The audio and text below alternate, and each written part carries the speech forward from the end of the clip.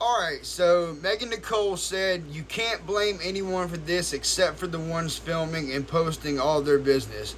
It's one thing to go and help them, it's different when it's all being filmed and shared for the world to see. You know what, Megan, you got to absolutely spot on point. I started watching a lot of the videos that, Mark had posted, from a while ago. And here's the thing. Mark from Saltwater Underbelly was really trying to help these folks. He would do things for them. He got, all this money raised up for them. And unfortunately, there's a lot of people behind the scenes that we do not see, that are not in these everyday videos, like BJ, like BJ's sons, Brandon and Lewis, I believe. He did a documentary on all these folks. There's another guy by the name of Jason Whittaker, where in one video you see that Betty says he's in jail. Well, anyways, the reason why I say all this is because, Mark got all this money donated to them, but there's a lot of people that are behind the scenes in this family that we don't see that could have been asking Betty for thousands and thousands and thousands of dollars, like we know BJ did. Like, I think at one time BJ said she had the books and that Mark had raised over $153,000 for these people, and they hadn't really done much. Like, they got the roof done. I think there was a couple other things. Kenny had a place next door that he claims he paid for that himself. But one of the last videos that Mark did with this family was, that I seen anyways, was in December of 2024. And he came back to the Whittaker residence, and Larry's camper across the street had burnt down.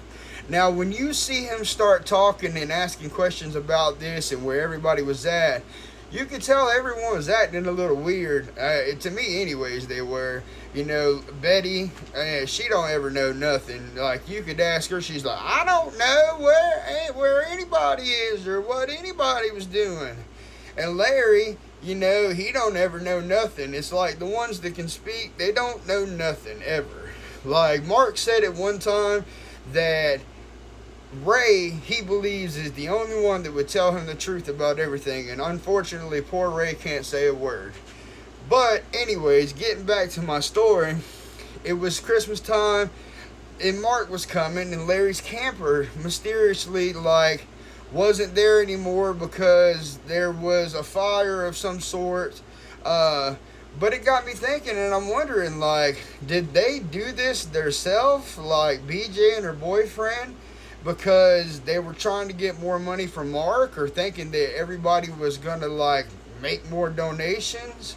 And then everything happened with her lying to Mark and saying that Larry had passed away, and then Mark showed up.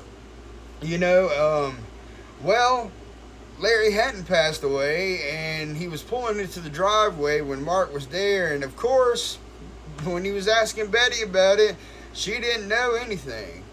Kenny was the only one that told the truth. He said Larry didn't pass away, and she's like, well, I didn't know. Once again, she never knows. Here's the thing. Alright, so then Mark's done with it. You have Patrick, who supposedly lived down the street, and he comes in and he's doing these videos, 30-second, minute, 2-minute videos, whatever, and that's all we see.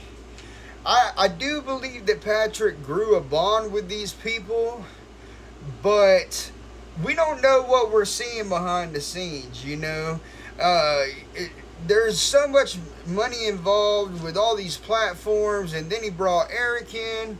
But I believe this. I believe that Patrick knows that this situation has pretty much come to an end with Timmy, Lorraine, and Ray being taken in and going to a hospital, and them not having custody of him anymore. He knows that this is come to an end, and the money is about to be up. So I could see his Facebook page grabbing at straws. so many nights he's supposed to go on, and he's supposed to let everybody ask questions, and he hasn't yet. He keeps putting Ernie on, and that guy, I'm not sure about him either, if you want my God honest truth. I think that he's somebody else that could possibly just see this as a cash grab, and that's what he's trying to do. Now, as far as Eric goes, this is what I believe about Eric. I believe that he was genuinely interested in the Whittaker story, and that he reached out to Patrick, because he did say that in a video. I've seen some of you guys say that he didn't reach out to Patrick, but I've seen him say it himself in a video. He reached out to Patrick, and he wanted to do an interview. Well, Patrick and him became someone, they started talking back and forth, and Patrick asked him about coming in and helping out with the social media. Another video, which he said this himself, so Eric did. You know, he said he was skeptical because there was a lot of controversy around this family, which it was true. And, you know, he didn't want to be on camera to begin with. Well, he got more comfortable, and I believe he genuinely wanted to help this family out. Like, he had everything set up for them to get a brand new house and everything. But one thing Eric wasn't going to put up with, he wasn't going to put up with Timmy, Lorraine, or any of them being, hurt or, mistreated. So when BJ came back around, he did what he thought he was doing right. And he thought that he was doing right by calling Adult Protective Services. Well, he got a restraining order, and that didn't work, and she was back on the property. These people are family. They're not going to turn on each other. That's the way I see it. But it's come to bite Betty in the butt, because now Timmy, Lorraine, and Ray are no longer around, and she promised her mama that she would take care of them. But Betty, if you ever see this video, just know, sweetheart, you did what you could. They lived with you for many years. They ate every day. You did the best job you could. I know you got a lot going on yourself, and I pray for you. I really do. But anyways, back to it. Yeah, you're absolutely right, Megan. If they wouldn't have come into these people's lives as much as they did, I believe that after Mark's situation was done, if nobody else would have came in the picture, then they would be fine and they would still be together. But as they say, everything happens for a reason, and I do believe that this reason was that, especially the Lorraine and Ray, they have a lot of stuff going on. They're getting up there in age. They need to be taken care of. But this is something I thought about, and I want you guys to know. I want to know what you guys think about in the comments. What if we could find like a really good retirement home, a nursing home, or whatnot, and we could get all of them together somehow? Even Betty, Timmy, Lorraine, Ray, all of them together still while they can be. And, it's got to be a really good nursing home, because, you hear really bad things about some of them. But what if they could all be together? Do you think that would make them, their lives better, Because I really don't think that Betty's going to last long without Lorraine and Ray and Timmy.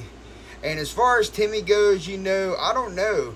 I don't think Patrick's going to be able to get him, but I do think that Eric could if he really wanted to. So we're going to see about that.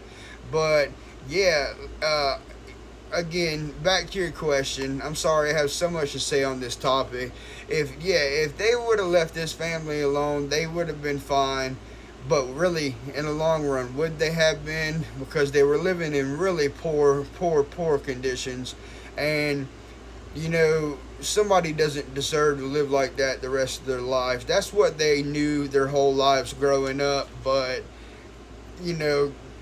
I pray that they're living a little bit better now. If I have any more updates as far as what's going on with Eric, Patrick, or whoever Ernie is, I'll be sure to bring it to you. And thanks again for watching, as always.